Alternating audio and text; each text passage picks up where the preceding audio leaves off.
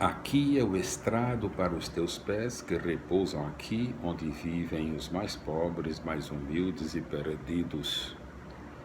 Quando tento inclinar-me diante de ti, a minha reverência não consegue alcançar a profundidade onde os teus pés repousam, entre os mais pobres, mais humildes e perdidos.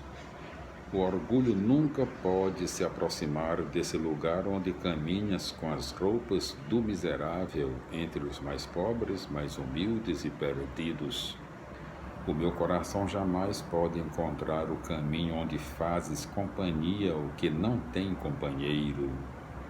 Entre os mais pobres, mais humildes e perdidos. Tagoré.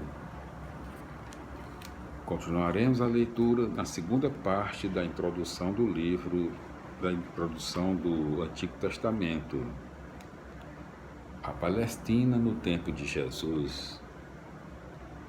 É difícil tirar todo o proveito da leitura dos Evangelhos se não conhecermos alguma coisa da terra, ambiente e mecanismos da sociedade em que Jesus viveu há 2000 anos.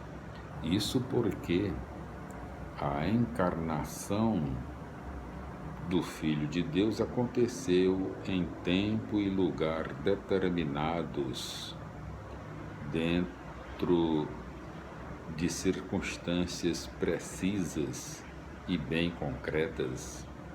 Assim, conhecer o contexto em que Jesus viveu não é apenas questão de cultura, mas também e principalmente dado necessário para conhecer e avaliar com mais objetividade o que significou a vida, palavra e ação de Jesus. Só assim poderemos perceber melhor o que sua vida, palavra e ação podem significar hoje no contexto em que vivemos. Letra A, né? A terra de Jesus. Jesus viveu na Palestina, pequena faixa de terra com área de 20.000 quilômetros quadrados, com 240 quilômetros de comprimento e máximo de 85 quilômetros de largura. Ver mapa.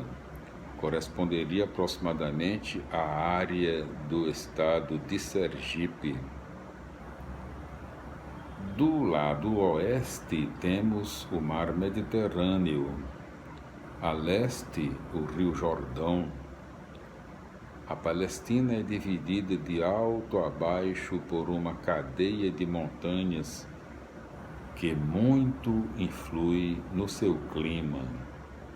Com efeito, na parte oeste, o vento frio do mar, ao chocar-se com a parte montanhosa, provoca chuvas frequentes, beneficiando toda a faixa costeira. O lado leste das montanhas, porém, não recebe o vento do mar e, consequentemente, apresenta clima quente e região mais árida.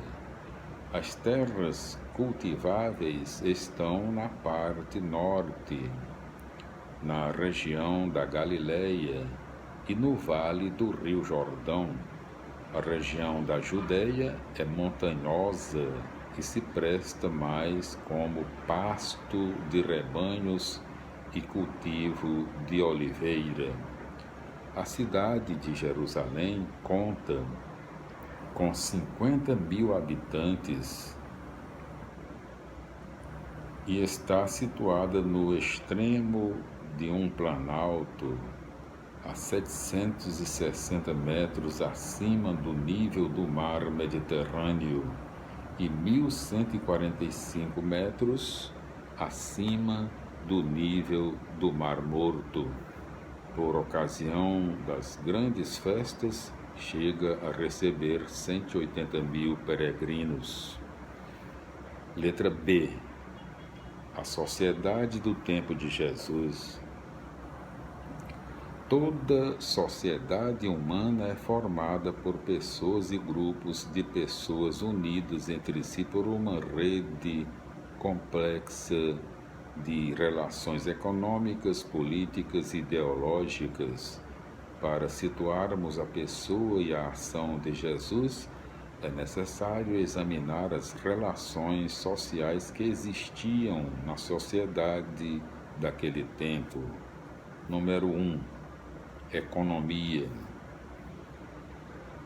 Primeiro, né? Economia, não é? As atividades que formam a base da economia no tempo de Jesus são duas: a agricultura e a pecuária, junto com a pesca de um lado e o artesanato de outro. A agricultura é desenvolvida principalmente na Galileia. Cultivam-se trigo, cevada, legumes, hortaliças, frutas, figo, uva, oliveiras. Das árvores de Jericó, na Judeia, extrai-se o bálsamo para perfumes. A pecuária efetua-se principalmente na Judeia, criação de camelos, vacas, ovelhas e cabras. A pesca é intensa no mar Mediterrâneo, no lago de Genesaré e no Rio Jordão. Na agricultura, a maior parte da população é formada por pequenos proprietários. Ao lado desses, existem os grandes proprietários anciãos, que geralmente vivem na cidade, deixando a direção de suas propriedades a cargo de administrador e empregando a força de trabalho de diaristas e escravos. Muitas vezes sucede que os pequenos proprietários em apuros financeiros tomam dinheiro emprestado dos grandes e veem seus bens hipotecados. Isso favorece cada vez mais o acúmulo de terras nas mãos de algumas famílias ricas. Por fim, existem os camponeses sem propriedades que arrendam terras e trabalham como meeiros.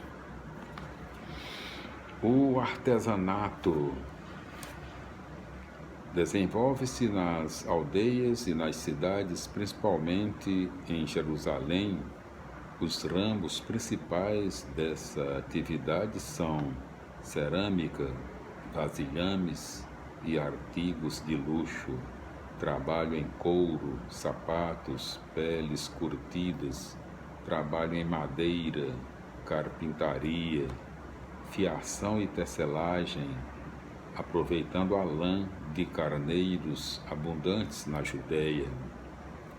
O artesanato de luxo se concentra em Jerusalém e serve para ser vendido como lembrança aos peregrinos. Esse trabalho é feito por autônomos estruturados em torno de produção familiar, em que o ofício passa de pai para filho. Há também pequenas unidades artesanais que reúnem número significativo de operários.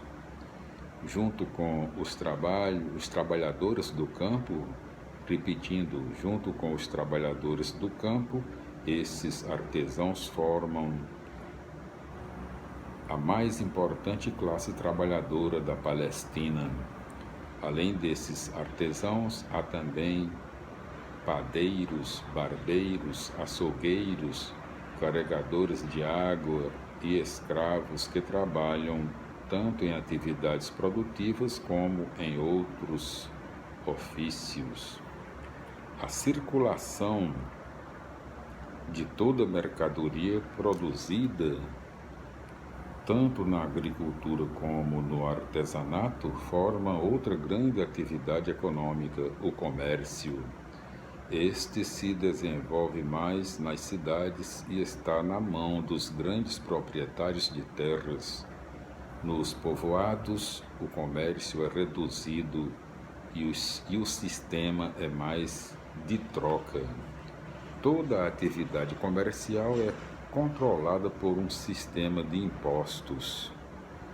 Essa política fiscal faz com que tanto o Estado judaico como o Estado romano se tornem monopolizadores da circulação das mercadorias, o que proporciona vultosas arrecadações. Esses impostos são cobrados pelos publicanos, cobradores de impostos. Há também taxas para transportar mercadorias de uma cidade para outra e de um país para outro. Esses impostos e taxas se tornam insuportáveis no tempo de Jesus. Por essa visão geral da economia da Palestina, já podemos perceber: Jesus é artesão, carpinteiro. Vários discípulos são pescadores e um deles é cobrador de impostos. O aparelho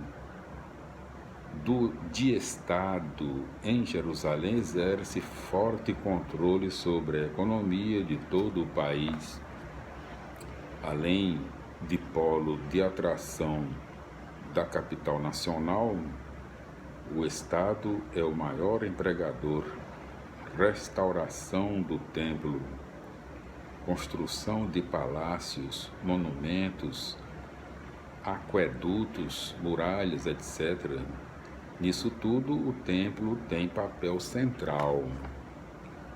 Coleta de impostos através da qual boa parte da produção do país volta para o Estado. Comércio para atender à necessidade dos peregrinos e principalmente para manter o sistema de sacrifícios e ofertas do próprio templo. O tesouro do templo, administrado pelos sacerdotes, é o tesouro do Estado.